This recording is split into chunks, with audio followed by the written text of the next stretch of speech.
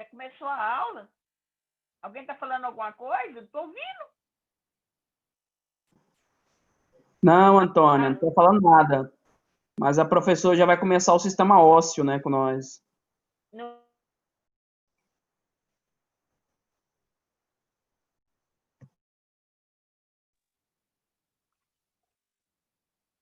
Cadê todo mundo?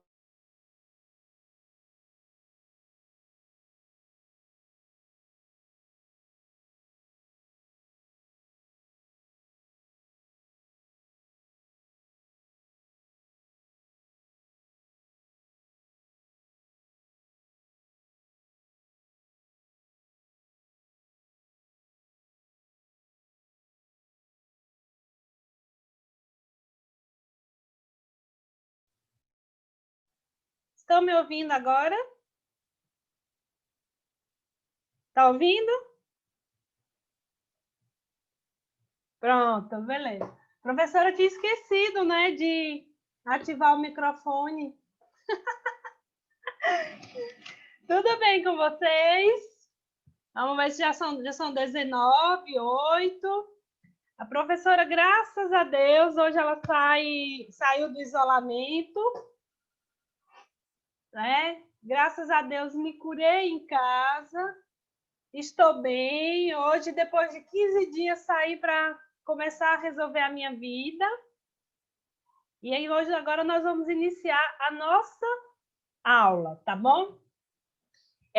Às 20 horas, aí a gente conversa lá a respeito da atividade que foi postada, já recebi dos dois grupos, e agora nós vamos iniciar hoje a aula do sistema esquelético, né? Então, primeiro a gente deu no mês de agosto aí a introdução à anatomia, que vai servir bastante para os sistemas que nós vamos trabalhar. Então, iniciamos aqui hoje o sistema esquelético. Então, aquele desenho que foi feito por vocês, nós vamos usar, né, logo nas nossas aulas práticas, que já vão ser agendadas. E iniciamos agora aqui o sistema esquelético. Então, o que vem a ser o sistema esquelético? Qual o conceito do sistema esquelético? Então, conceito de ossos, né? Porque o sistema esquelético ele é formado por ossos. Então, os ossos são órgãos esbranquiçados, muito duros, que unidos-se aos outros por intermédio das junturas ou articulações constituem esqueleto, ou chamado sistema esquelético. É uma forma especializada de tecido conjuntivo, cuja principal característica é a mineralização, cálcio, de sua matriz óssea, fibras colágenas e proteoglicanas.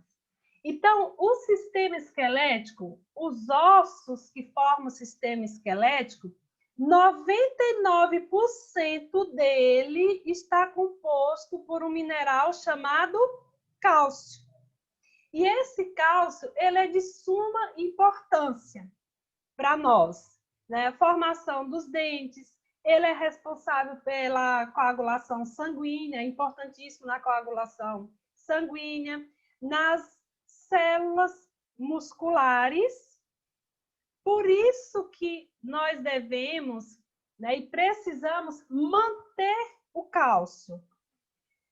Ele é um mineral, né, que principalmente crianças, né, adultos, né, mas assim vamos colocar os idosos assim, como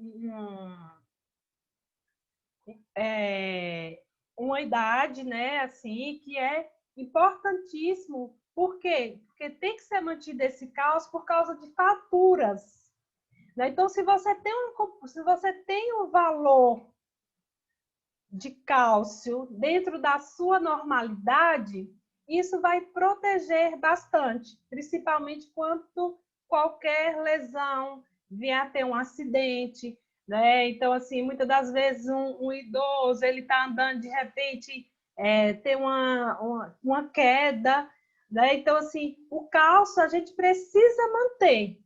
E aí, hoje, os médicos solicitam bastante, né, a dosagem de cálcio, seja cálcio total o cálcio iônico, né, que é um exame feito nos laboratórios, é um exame de sangue, não há necessário aqui um regime alimentar, né, porque a gente vai estar dosando um mineral, então a alimentação não vai influenciar, e ele precisa ser mantido e avaliado, porque os nossos ossos, né, 99% é composto por esse mineral, tá? Quais as funções do sistema esquelético? Então, ele tem a função de sustentação do organismo, apoio para o corpo. Então, nosso corpo, lá quando vocês fizeram o desenho, né, vocês desenharam o sistema esquelético, os ossos, os nomes de cada um deles, e esse sistema, esse esqueleto, aquele esqueleto que vocês desenharam, né, então, ele é um apoio para o nosso corpo. Então, ele que sustenta, é a função do sistema esquelético, é a sustentação do corpo. Proteção de estruturas vitais, então tem um sistema esquelético e tem os órgãos os quais ele vai proteger. Um exemplo aqui, o coração é protegido pelo sistema esquelético, os pulmões protegido pelo sistema esquelético, o cérebro protegido pelo sistema esquelético. Então, além da sustentação que ele dá ao nosso corpo, ele também protege essas estruturas vitais. Ou seja, ele protege os órgãos que compõem o sistema. Bases mecânicas para o movimento. Então, é através dele, né, que nós movimentamos braços, as pernas, que nós conseguimos dar as pisadas e assim sucessivamente, porque ele é uma base mecânica para o movimento. Armazenamento de sais, então aqui a gente deu exemplo aqui do cálcio, né? Então ele armazena 99% de cálcio está armazenado nos ossos. Hematopoética, né? Suprimento contínuo de células sanguíneas, né? Porque o cálcio ele é de suma importância para a coagulação sanguínea. Então os pacientes, os indivíduos que tem problema de coagulação, né, que precisa uma vez ou outra estar fazendo um coagulograma, que teve fez uma cirurgia ou vai fazer, né, uma cirurgia, ele precisa fazer os tempos de coagulação para ver como está a coagulação dele. Então, se você tem uma composição boa de cálcio no seu organismo, isso vai ajudar bastante na coagulação sanguínea. Então, se você vai fazer um pré-operatório, né, você vai fazer uma cirurgia, no pré-operatório, a maioria dos médicos, além do tempo de protombina, tempo de tromboplastina, né, que são os exames de coagulação, tempo de sangramento, de coagulação, ele também pede cálcio, pede glicemia, que é importante para avaliação, para saber se esse paciente pode ou não fazer uma cirurgia nesse momento. Vamos para o próximo. E aqui nós temos uma imagem, né, da divisão do sistema esquelético, da divisão do esqueleto. Tá vendo aqui o desenho de vocês, né? Agora uma imagem. Então, vocês desenharam lá, né, o esqueleto, e esse esqueleto, ele está dividido em esqueleto axial e apendicular. Então, nós pegamos aqui e tiramos o esqueleto axial e o esqueleto apendicular. Então, a divisão dele está em axial e apendicular. No esqueleto axial, nós temos o crânio e a coluna vertebral. Essa coluna vertebral, né, ela está dividida por vértebras, são 33 vértebras, e é ela que vai dar sustentação, né, à cervical. Então, ela vai sustentar o crânio. E essa coluna vertebral, ela está dividida em vértebras axiais, vértebras torácicas, vértebras cervicais vértebras torácicas e vértebras lombares. As vértebras cervicais, elas são 5. Ela vai de C1 a C5. As vértebras torácicas, elas vão de C1, de T1 até 12. E as lombares são 5. Ela vai de L1 a L5. Então, o sistema esquelético, né, o esqueleto, ele está dividido em esqueleto axial e esqueleto apendicular. O axial, ele vai dar sustentação ao crânio. Nós temos a coluna vertebral. Né? Essa coluna, nós temos aqui dividido, nós temos 33 vértebras. Nós temos as cervicais, as torácicas e as lombares. Aqui nessas vértebras lombares, é onde o médico, que provavelmente, né, um de vocês vai acompanhar um dia um médico, na coleta de um exame, de uma amostra biológica, de suma importância para um diagnóstico de uma patologia, de uma doença, que é a meningite. Então, é aqui onde é feita a coleta da amostra chamada licocefalo-raquidiano. Que esse licocefalo-raquidiano, ele é importantíssimo para vários diagnósticos de patologias. Mas, provavelmente, vocês, como técnicos, né, em enfermagem, vocês vão acompanhar um dia, vão ter essa oportunidade, eu creio, a depender de onde vocês estejam trabalhando, de acompanhar o médico nessa coleta. Porque em laboratório, né, o agente, o biomédico, o bioquímico, ele não pode fazer. Essa coleta é feita em ambiente hospitalar. E ela é feita por um médico treinado para essa coleta. Então, o paciente, ele vai ficar na posição de decúbito ventral. Vou voltar aqui para vocês lembrarem porque que foi importante a gente tá estudando. Aqui, decúbito lateral, desculpa, o paciente vai ficar nessa posição aqui de decúbito lateral no momento da coleta.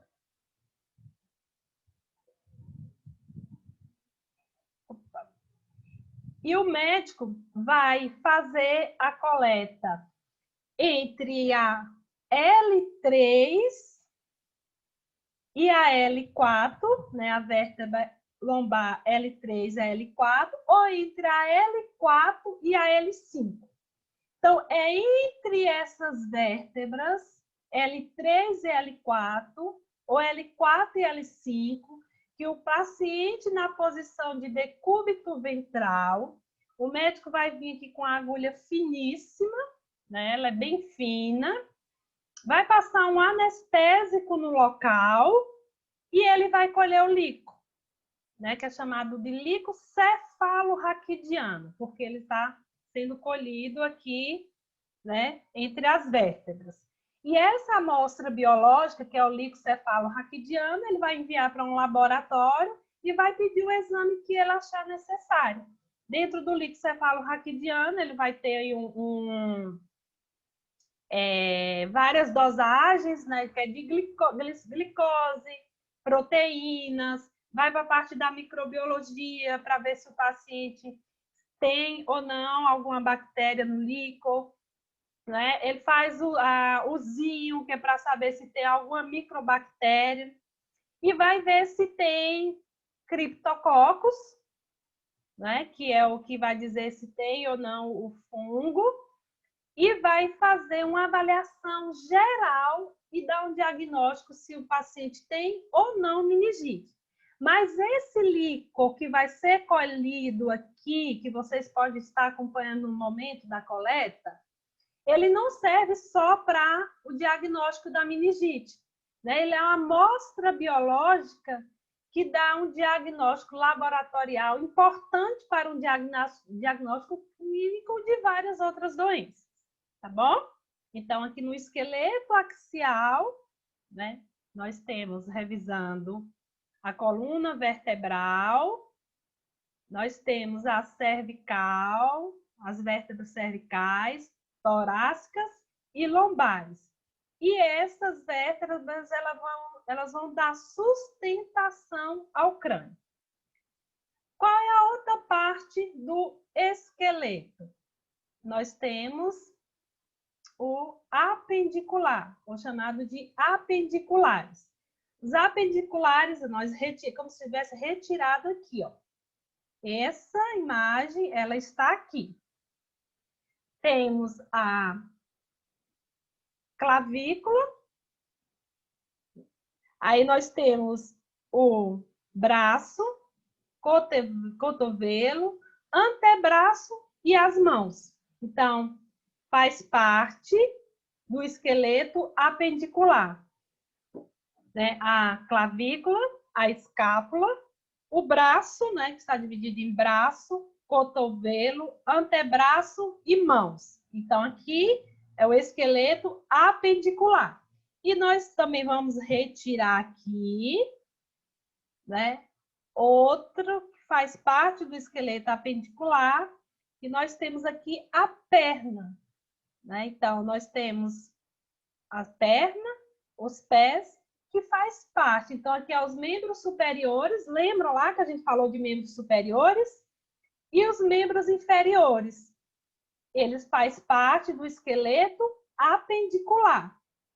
E o axial, nós temos a coluna vertebral, que vai dar sustentação ao crânio, que essa coluna vertebral tem 33 vértebras, divididos em cervicais, torácicas e lombares. As cervicais, na verdade, desculpa, acho que acabei falando que eram 5, são 7, né? De C1 a C7. As torácicas de T1 a T12 e as lombares, que são 5, tá? Vamos passar para o próximo. Então, isso aqui, quando a gente for lá para a nossa aula prática, nós vamos pegar o desenho, vocês vão levar o desenho de vocês. Nós vamos pegar lá o esqueleto que nós temos e nós vamos aprender lá no esqueleto, né? Vocês vão ver a divisão do esqueleto, axial, apendicular e o nome dos ossos que compõem esse esqueleto. Aqui é só a imagem, né, da clavícula e escápula. Duas imagens, clavícula, escápula, para ficar melhor para visualizar. Clavícula, né, que quando rompe é um acidente, é uma dor, né, o paciente, tipo assim, tem que ir logo para uma urgência. E a escápula. Mesma imagem. E agora nós vamos saber quantos ossos, né? O número de ossos que o esqueleto tem. Então, no indivíduo adulto, idade na qual se considera completando o desenvolvimento orgânico, o número de ossos é de 206. Então, o esqueleto humano possui 206 ossos. Este número, todavia, varia se levarmos em consideração os seguintes fatores. Então, são 206, né? Mas a depender por algum fator, pode ocorrer uma alteração desse número, tanto para mais quanto para menos. Lembra da normalidade que a gente falou lá? Né? Que você pode ter 5, normal, dedos nas mãos, mas você ter 6 ou você ter 4. Então, a depender, né, de alguns fatores que a gente vai ver aqui, pode ocorrer uma variação nesse número de ossos. mas um esqueleto normal, digamos assim, sem nenhuma alteração, sem nenhum fator, né, que ele sofreu, etário, ele tem 206 ossos. Fatores etários, né? Quais são os fatores que podem influenciar nessa quantidade de ossos? Do nascimento à senilidade, há uma diminuição do número de ossos. Isso deve-se, então, desde quando nasceu até o desenvolvimento, né, desse indivíduo. Isso deve-se ao fato de que certos ossos no recém-nascido são formados de partes ósseas que soldam durante o desenvolvimento do indivíduo, né, para constituir um osso único no adulto. Assim, o osso frontal, que é o da frente, né, a mesma coisa da gente falar anterior, o osso frontal, formado por duas porções separadas do plano mediano. Então, assim, um dos fatores que pode ocorrer nessa alteração é na formação desse osso frontal, né? Pode ter alguma alteração quando esse indivíduo nasce, né? Esse recém-nascido, que pode ocorrer aí uma variação, principalmente no osso frontal. E aqui, essa divisão desses 206 ossos, né, nós vamos ver eles aqui detalhadamente. Então, na cabeça, nós temos 22 ossos. Esse slide aqui é o mesmo que eu postei lá para vocês, tá? Tem as primeiras aulas, então tá tudo lá no e-mail. Então, nós temos, na cabeça temos 22 ossos, crânio 8, a face, né, com o rosto 14, ossículos do ouvido, né, nós temos 3 mais 3, ou seja, 6, porque tem os ossículos. Ossos ióides, 1, coluna vertebral 26, que ela está dividida em cervical 7. Lembra que a gente viu lá? Do esqueleto axial, que tem 7 a cervical, de C1 a C7. A torácica, que ela vai de T1 a T12. E a lombar, que ela vai de L1 a L5. Temos o sacro, que tem um osso. O cóccix é considerado um osso. O tórax, 25. As costelas, né, nós temos 12, mais 12. Ossos externos, nós temos 1. O cíngulo superior ou cintura escapular, temos 4. Gente, tudo isso aqui, não se preocupe. Isso vocês vão estudar com o desenho, com a xerox que eu vou deixar lá na escola, a partir dessa semana. Vou levar Atlas para a nossa aula prática e vocês vão estudar lá no esqueleto, tá? Isso é teoria. Só para vocês relembrarem lá do desenho, dos ossos, quais são eles e a quantidade que tem. Então, símbolo superior, cintura escapular, vocês vão ver lá no esqueleto onde está essa cintura escapular. A escápula nós temos duas, né? Porque do lado do braço, do lado direito e lado esquerdo. Clavícula também duas, direita e esquerda. O símbolo superior, cintura escapular, né? Que é a mesma coisa. Símbolo inferior, cintura pélvica. Então, quando a gente fala de membros inferiores, nós estamos falando de cintura pélvica. Nós temos o osso ilio.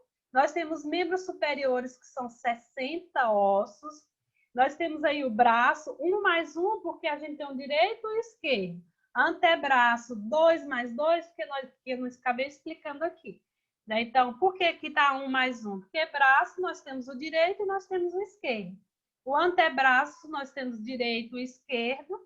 A mão, direita e esquerda. Né? Então, no braço, nós temos os ossos que compõem o braço, que compõem o antebraço e os que compõem a mão. E nos membros inferiores, que são 60, está dividido na coxa, nós temos coxa direita e coxa esquerda, por isso que aqui está 1 mais 1. Perna direita e perna esquerda, né? Por isso que está essa referência 2 mais 2. Pé, então no pé nós temos 26 ossos, então temos no direito e no esquerdo. E o osso, que é a patela, né, que também faz parte dos membros inferiores, que nós temos a patela direita e a patela esquerda, né? Então, aqui está dividido o esqueleto em quantidade de ossos que ele possui. Deixa eu só ver quem está me chamando aqui no chat. O que é que está chamando aqui no chat?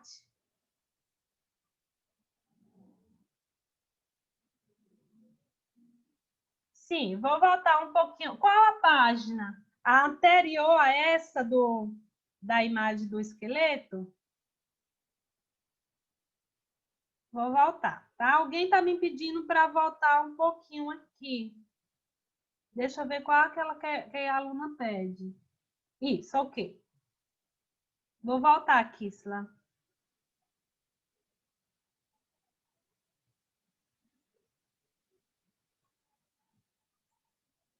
É essa, Kisla, do número de ossos? Ou você quer essa? Só responde no chat. Se você quer...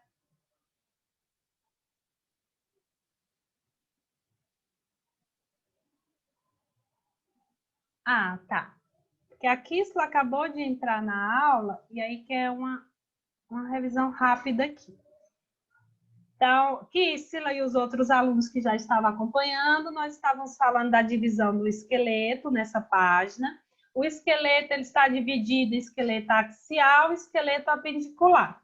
O esqueleto axial, nós temos aqui a coluna vertebral, né, que ela vai dar e o crânio. Essa coluna vertebral vai dar sustentação, né, essa cervical aqui, ao crânio.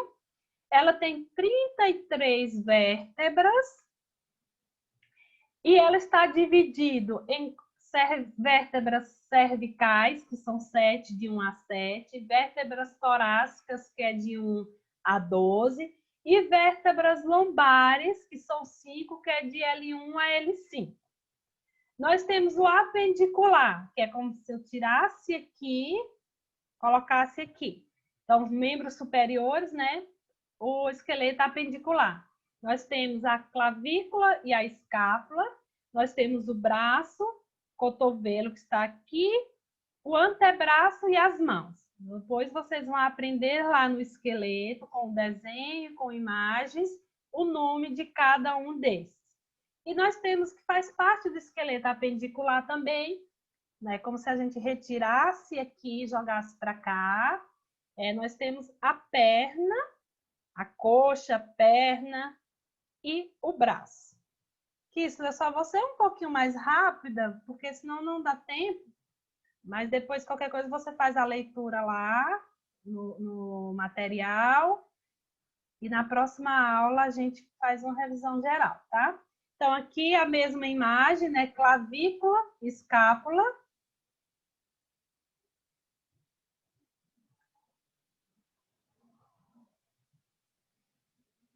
Viu, Kisla? Mas qualquer coisa a gente revisa na próxima aula. Então, a clavícula, que é a imagem que a gente viu anterior, a escápula. Depois, a gente veio para essa página, Kisla, que entrou logo após, para ver o número de ossos. Então, o número de ossos que compõem o esqueleto são 206. Só que pode ocorrer uma variação, né, no recém-nascido, na formação desse indivíduo, que pode alterar o número de ossos.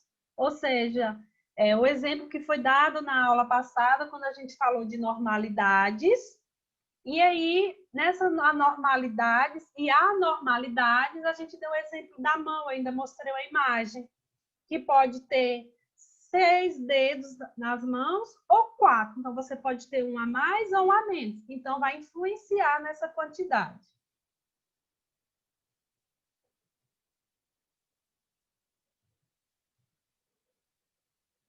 Depois veio para essa próxima página, esse próximo slide, o qual aqui a gente detalha o número de ossos de cada membro, dos membros superiores, dos membros inferiores, da cintura pelve, do crânio, da torácica, né, da coluna vertebral, que está dividido, como falei anteriormente, em cervical, torácica, lombar. A cervical, 7 vértebras, torácica, 12 vértebras e lombares, 5 vértebras. Então, aqui é só uma imagem do que a gente vai estar estudando no esqueleto para vocês irem reconhecendo os ossos. Depois a gente passou para cá, né? O próximo slide seria esse. Deixa eu ver o que alguém está falando aqui.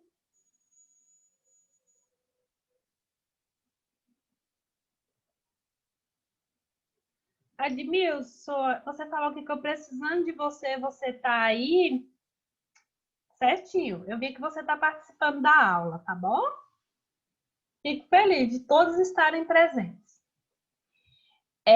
Aqui nós temos na mesma imagem do crânio, né? Então, aqui, só para vocês entenderem o porquê dessa imagem, a gente estava falando aqui dos fatores etários, né, que poderiam ocorrer no osso frontal, na face. Então, aqui é um osso frontal. Né? Nós temos aqui a face, temos a divisão desse osso frontal. Então, aqui na formação do indivíduo, né, do recém-nascido, logo após, pode ser observado pelos médicos, por imagem, alguma malformação aqui nesse osso frontal, né, que diria que seria uma anormalidade. Como aqui também no ilho, no isco ou no pube. Tá? Então, só é um exemplo que foi dado. Pois aqui nós temos a classificação dos ossos. Então, esses ossos, eles são classificados. Então, classificação dos ossos. Há várias maneiras de classificar os ossos. Eles podem, por exemplo, ser classificados pela sua posição em topografia, reconhecendo-se os ossos axiais, que pertencem ao esqueleto axial.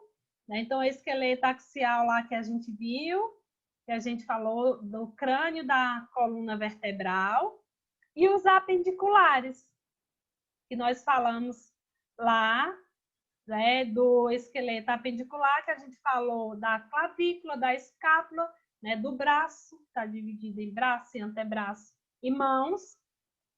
E, entretanto, a classificação maior é difundida aquela que leva à consideração a formação dos ossos, classificando segundo a predominância de uma dimensão.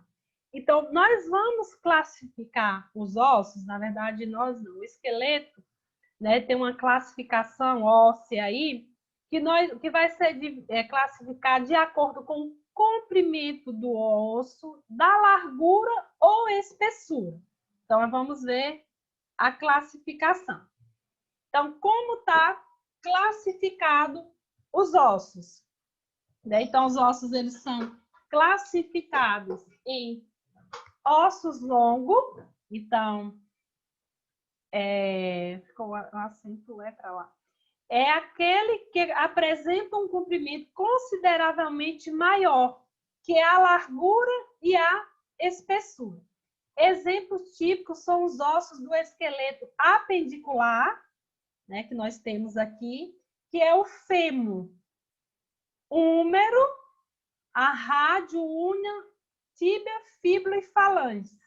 Então, um exemplo do esqueleto apendicular, o qual nós podemos classificar o osso em osso longo, nós temos o fêmur, né, que é o osso grande aí da perna, e a gente tem a maior preocupação, principalmente na questão do idoso, de faturar esse fêmur, né? E também tem a divisão, né, que nós temos o osso, o húmero, o rádio, nós temos a tíbia e a fíbula e as falanges. Esses ossos aqui, né, que faz parte do esqueleto apendicular, vocês vão estudar lá nas imagens, aí vocês vão saber qual é o osso fêmur, qual é o húmero, qual é o rádio, qual é a una, qual é a tíbia, o que é fíbula e o que é falange.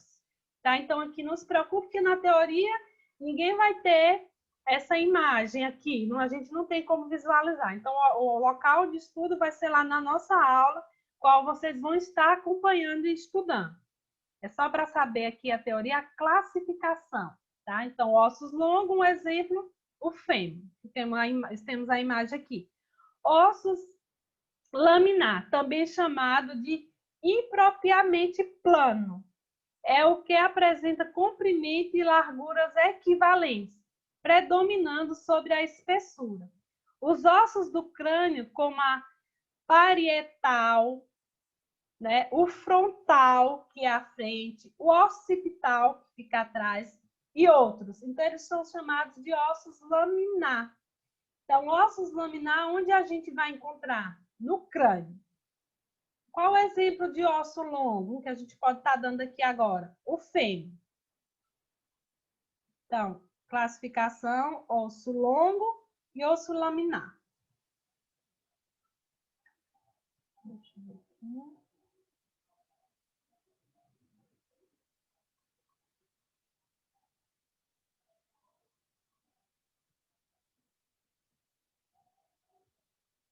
Sim, Admilson. Isso só não está sendo dito aqui porque vocês não estão trabalhando com esqueleto. Então, a posição de cada osso, qual o nome de cada osso, isso é para ser estudado em aula prática.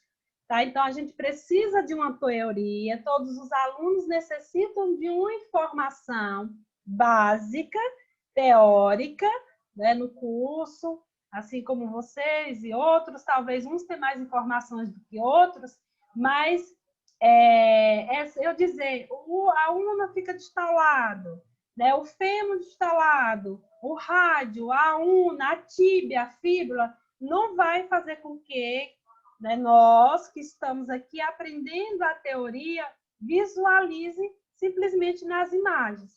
Então, o estudo desse esqueleto de lado direito, esquerdo, superior, inferior, membros axiais, membros articulares, ossos longos, ossos curtos, isso vai ser visto em aula prática, tá? Vocês vão estar estudando em aula prática.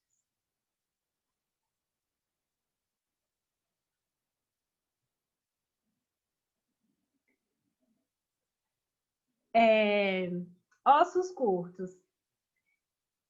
É aquele que apresenta, eu estou lendo, tá, Admilson? Mas quando a gente estiver lá na aula prática, a gente vai falar em relação a questões de avaliações, valores. Cada instituição tem uma forma de avaliar, né? O objetivo era um curso superior, nós estamos em um curso técnico, então tem a forma correta. No final da aula, dou uma lida, tá, nos chats, porque se eu ficar lendo e indo para o chat, eu vou acabar tendo que responder perguntas que vai influenciar na aula aqui, ou seja, eu vou ter que voltar e não vai dar tempo. Depois, às 20 horas, a gente para a chamada e aí a gente conversa a respeito dos questionamentos. É por isso que a gente já deixa meia hora para isso, tá bom? Então, vamos voltar aqui. Eu não vou olhar o chat agora, porque senão a gente não dá mais tempo. A gente vai ter meia hora para falar a respeito das perguntas do chat. Então, voltando, classificação dos ossos. Ossos longos, ossos laminar. Exemplo, fêmur, ossos laminar. Que a gente está falando aqui dos ossos do crânio. Qual outra classificação? Está dividida em ossos curtos. Então, ossos curtos é aquele que apresenta equivalências das 3 dimensões. Os ossos do carpo e do taço são excelentes exemplos. Então, a gente tem aqui a mão, né? Então, esses ossos do carpo e taços, eles estão nas mãos, que nós vamos aprender, que vocês vão estudar, que vão acompanhar, por imagens e pelo esqueleto que está na escola. Existem ossos que não podem ser classificados em nenhum dos tipos descritos acima. Então, tem ossos que eu não vou poder classificar em longo ou laminar, e nem curto, né? Então, existem ossos que não podem ser classificados em nenhum dos tipos descritos acima. E são, por esta razão, e por características que eles são peculiares colocadas dentro de uma das categorias seguintes. Então, a gente vai ter osso longo, laminar e curto. E aí, nós vamos ter outra categoria que eu não posso dizer se ele é curto, se ele é longo, ou se ele é laminar, porque eles são chamados de ossos irregulares, né? E aí a gente tem aqui uma imagem, né, que foi tirada lá da coluna, lá das, né, pegou assim uma vértebra, e aqui nós temos o processo espinhoso, e nós temos o corpo da vértebra aqui. Então, a gente lá, vocês voltem imaginando aquele esqueleto, né, a coluna vertebral, e quando a gente falou das vértebras. Então, é como se a gente retirasse uma vértebra e colocasse aqui nessa imagem. Então, lá na vértebra, nós temos um osso chamado aqui processo espinhoso. Ele é tão irregular que eu não posso dizer se ele é curto, se ele é longo, né? Ou se ele é laminar. Então, por isso que ele está nessa categoria de osso irregular. Ó, apresenta uma morfologia complexa que não encontra correspondência em formas geométricas conhecidas. Então, esses ossos aqui, eles são classificados em ossos irregulares. Voltando, classificação dos ossos longos, laminar, curtos e os irregulares, que estão dentro da categoria que a gente não pode dizer se ele é longo ou se ele é curto. Então, ele está dentro da classificação de ossos irregulares. Daí nós temos o outro, né, que está lá dentro da categoria dos irregulares, que é chamado de osso pneumático. Esse osso pneumático, porque apareceu uma mensagem aqui, acabou saindo aqui. Então, o osso pneumático, gente, deixa eu ver se eu tiro aqui. Pronto. Osso pneumático, né, que está dentro dessa categoria aqui, de ossos irregulares, apresenta uma ou mais cavidades de volume variável. E aqui nós temos o exemplo aqui a mandíbula, né? Nós temos a mandíbula, os dentes, e temos o chamado solo maxilar, que ele está classificado aqui dentro desses ossos pneumáticos. É um exemplo. Apresenta uma ou mais cavidades de volume variável, revestido de mucosa e contendo ar. Essas cavidades recebem o nome de sinos osseios. Osseio. Os ossos pneumáticos estão situados no crânio, né? Frontal, ou seja, na cabeça, no crânio, frontal, frente, maxilar, né, que é na maxila, no temporal, está do lado, está no osso temporal, etimoide e esfenoide. Então, esses ossos aqui, professora, que osso é esse? Que osso é esse maxilar? Que osso é esse temporal? Que osso é esse etimoide? Que osso é esse esfenoide? Onde ele está localizado, nós vamos aprender em aulas práticas, tá bom? É um exemplo de um osso pneumático.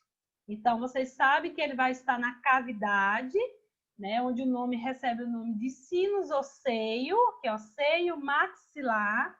Quando a gente fala de maxilar, né, a gente pensa na mandíbula. Está situado no crânio, frontal, que é na frente. Então, isso aqui, esse osso pneumático, esse exemplo nós vamos ver lá em aula prática. Os ossos sesamoides. Que esses ossos sesamoides, eles estão dentro dessa categoria de ossos irregulares. Os ossos sesamoides desenvolvem-se na substância de certos tendões ou da cápsula fibrosa que envolve certas articulações. Os primeiros são chamados intratendíneos e os segundos periarticulares. A patela, né, que fica nos membros inferiores, é um exemplo típico de ossos sesamoides intradíneo, né? Então, aqui nós temos um exemplo. Então, essa patela aqui vocês vão ver lá no esqueleto, onde ela está situada e esse osso patela.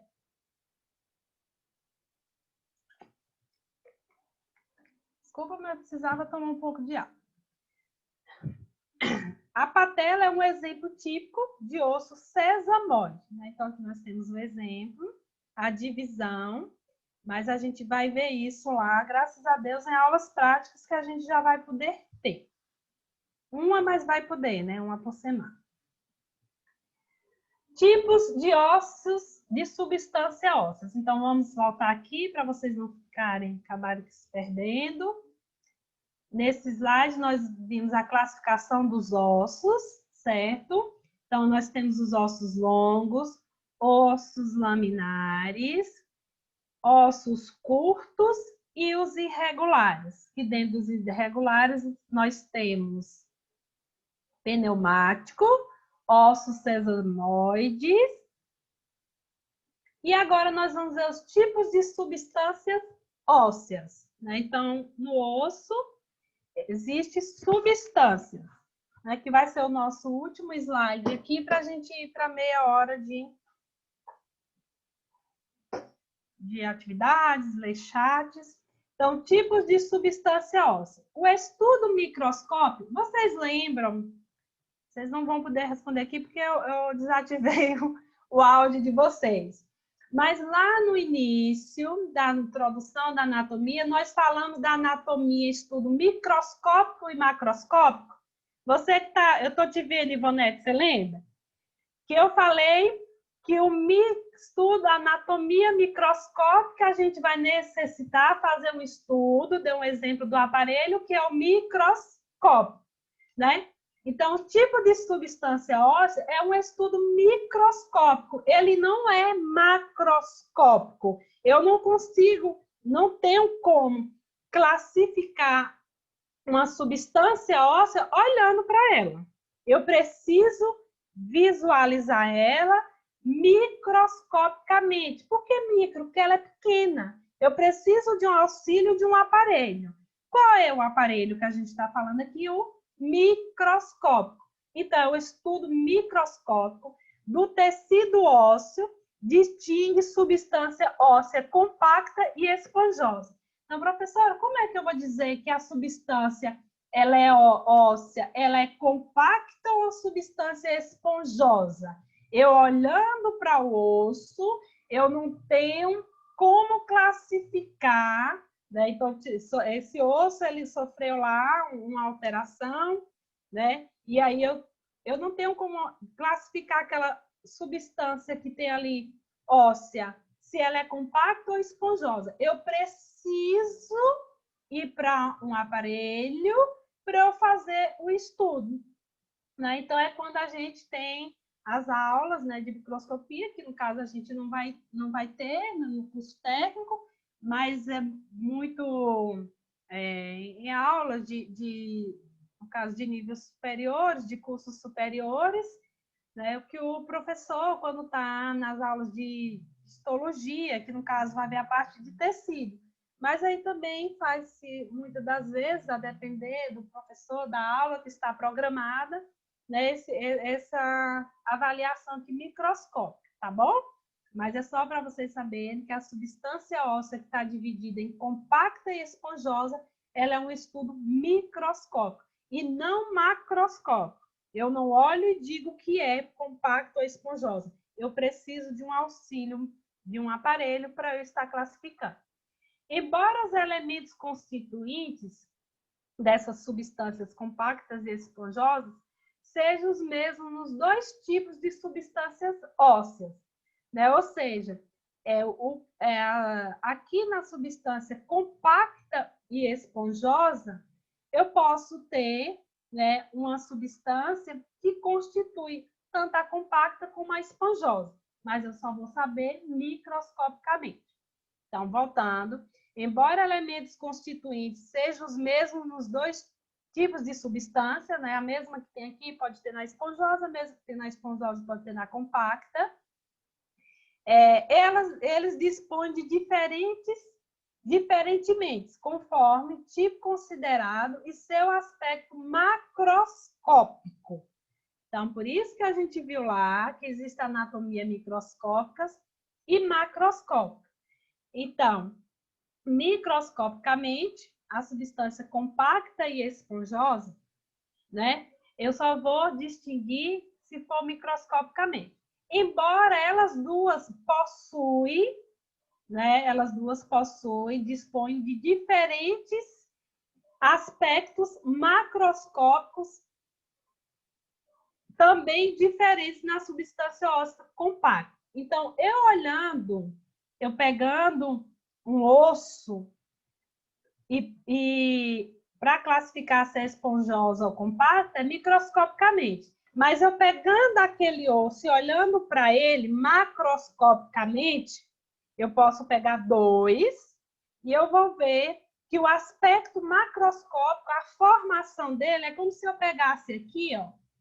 Vamos voltar aqui. Como se eu pegasse uma vértebra, 2 vértebras. E eu olhando para elas duas macroscopicamente, né?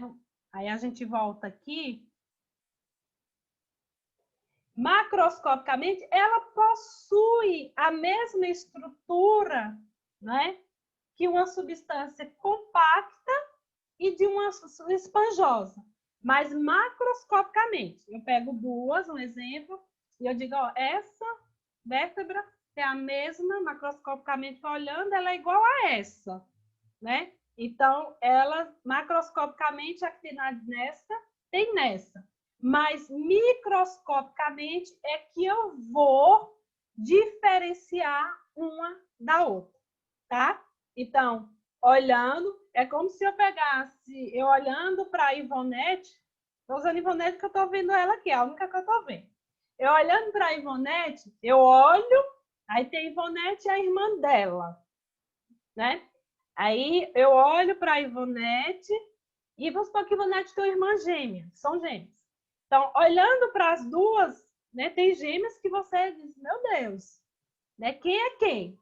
Então, macroscopicamente, elas possuem, né, a mesma cor de olho, os cabelos, né, pretos ou cacheados ou lisos, digamos assim, a mesma estatura, olhando. Mas se eu pegar microscopicamente uma amostra biológica da Ivonete, os líquidos corporais da Ivonete, né? Um estudo fisiológico de como funciona cada órgão da Ivonete, com certeza vai ser diferente, tá? Eu vou encontrar uma diferença. Então, eu olhando, eu digo que ela é a mesma coisa eu falar. A Patrícia, né, tem as mesmas coisas da mãe dela, e assim sucessivamente. Ou se eu tivesse uma irmã gêmea, né? Mas é macroscopicamente olhando.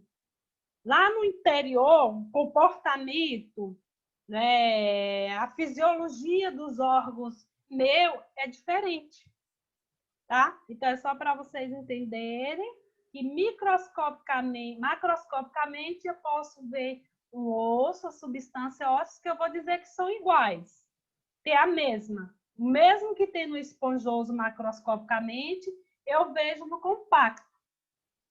Mas quando eu faço uma análise microscópica, é onde eu vou diferenciar, tá?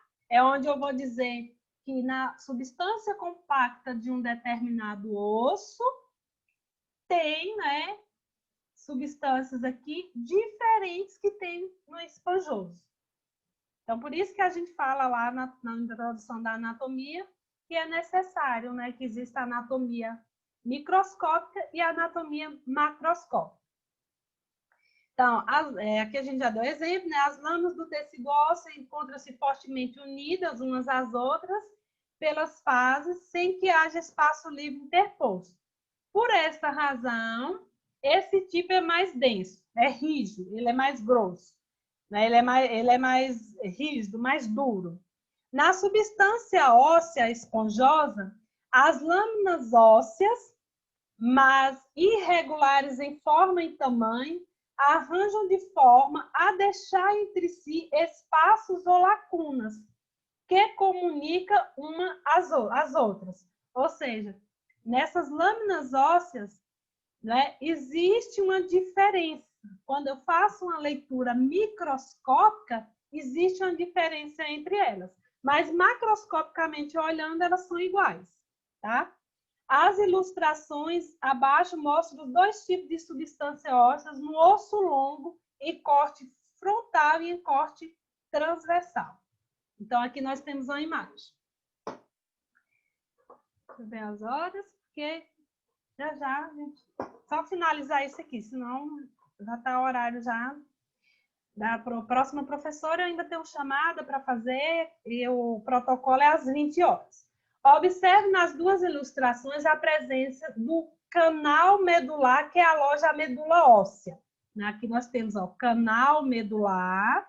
Então, é aqui que é a loja medula óssea. Né? É aqui que quando você tem uma leucemia, né, que faz uma análise de uma amostra, né? Então, quando fala, fez transplante de medula, né, a localização. Então, observa nas duas ilustrações a presença do canal medular, que é a loja medula óssea.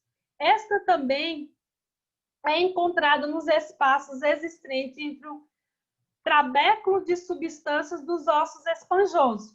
Então, essa mesma estrutura aqui, ó, canal medular, é porque aqui tá ruim para vocês verem, e canal medular. Então, a mesma estrutura que existe aqui, ela existe aqui, tá? Mas isso eu só vou saber com corte ou um estudo microscópico. Macroscopicamente, eu não posso dizer que a mesma substância que tem aqui é a mesma que tem aqui, tá? Então, isso aqui é só para mostrar a vocês o estudo macroscópico e microscópico.